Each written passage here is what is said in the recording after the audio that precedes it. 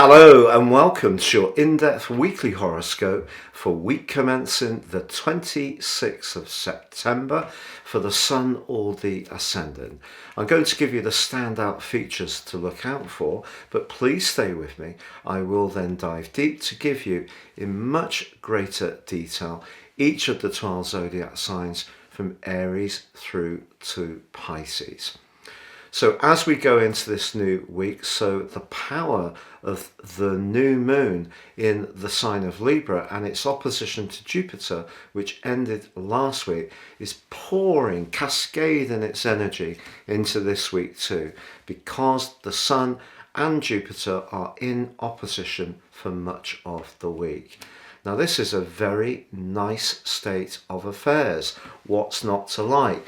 Well, it's simply that Mercury in its retrograde is in a direct opposition with Neptune. And that particular link, even though Mercury is in one of its two home zones of Virgo, really can create quite a lot of confusion. And even where we're trying to be very diplomatic, reaching into the other person's viewpoint, we're trying to be good listeners, be a little bit more detached in terms of understanding that maybe people see things in a different way, it can all turn to mush with that particular and complex opposition. In fact, we could encounter someone who could actually tell us something that's absolutely a bare-faced lie. So really important to temper the enthusiasm and optimism of Jupiter being opposite the Sun with a real dash of realism.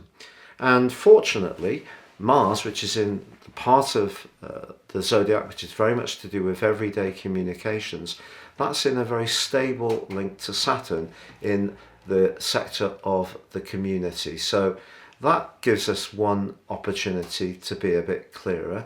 And then on Thursday, Venus moves into the sign of Libra. So joins up with the Sun. This is the sign that Venus governs along with Taurus, and it's going to be in opposition with Jupiter too. So I think we just got to try and see the best in each other, to be honest. There's also a very positive link between Mars and Pluto, which can help to cut through some of the confusion and the distortion that Mercury's opposition with Neptune can create. But I think if we can just realize that even if we're quite different in some ways, we do all have some commonalities. And if we can focus on the things that we can celebrate as having in common and not so much focused on the things that make us stand apart, then by the end of this week, there can be a real opportunity for an improvement in all sorts of interactions. The quarter moon, which does occur at the end of the week, is in the sign of Capricorn.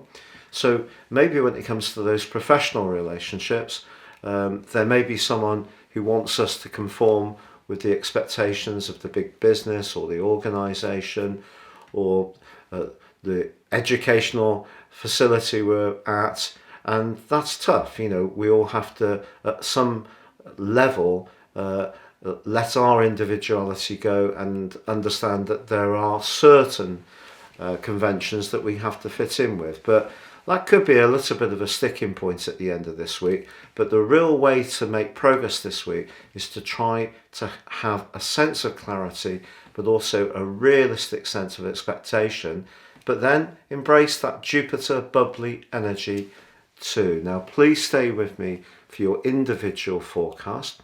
If you would like to ascend above this zodiac broadcast, if you give me 3 pieces of personal birth data of time, date and place of birth, I can give you your year 2023 forecast, the rest of year 2022 free if you order before the turn of the year, and also your life map, your character analysis that can guide you for the rest of your days by giving you searing insights, some of those patterns that can be repeated, and help you to understand them much more. And with my special package, there's 30% off. Please see the link beneath this video.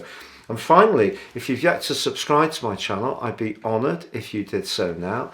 Please click or tap on the bell notification symbol. If you've already done so, thank you so much for your ongoing support. So Sagittarius, your week commencing the 26th of September forecast sees your ruling planet Jupiter hugely influential in a very positive way. I think you're entering a period when you really can sense that things can change in a positive way for you. Of course, we're living in a very complex world with some innate challenges, but your great gift over many, many years is your ability to see the big picture. And that part of your nature is really going to be emphasized now. And whether it's in terms of expressing your talents, your individuality, your creativity and flair, or just getting together with the favourite people in your world, there can be a real spark. Now, it is true that Mercury, the planet of communication, is going backwards in the part of your situation to do with your career. And it's actually linking very productively with Pluto in your sector of everyday finance.